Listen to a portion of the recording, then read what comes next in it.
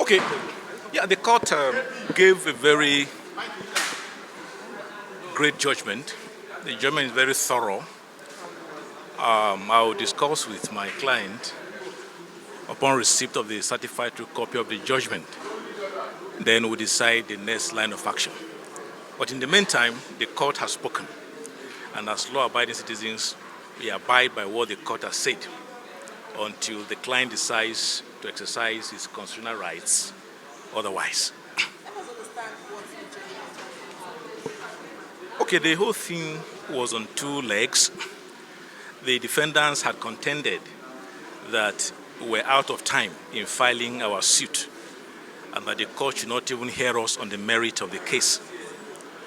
The court disagreed with them and affirmed the fact that our suit was filed within the time required by the law. That's 14 days. However, contrary to our submissions, the court was of the view that the letters of resignation exhibited by the second and third defendants were valid and sufficient for the purposes of our contention. And in that wise, the suit was not maintainable.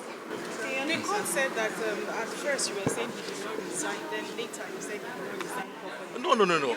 Okay, yeah. What happened is that our contention as plaintiff was that they didn't resign because we conducted thorough search before coming to court and found that they didn't accompany any letter of resignation with their forms, expression of interest forms.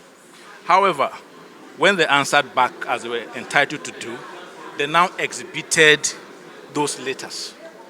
So it was within our rights to respond as, okay, well, what you have submitted, this is our position on the matter. So what the court said was an otherwise argument was actually our response to their defense because it was our right. We said you didn't resign. They came back and said they resigned. And then we responded by saying that, look, we have looked at what you have brought as evidence of resignation, and we are of the view that they are not the kind of resignation required by the law. So we didn't change our case. We did not change our case. Josiah Daniel Ibune is my name. To the plaintiff, Abubakar Achimugu.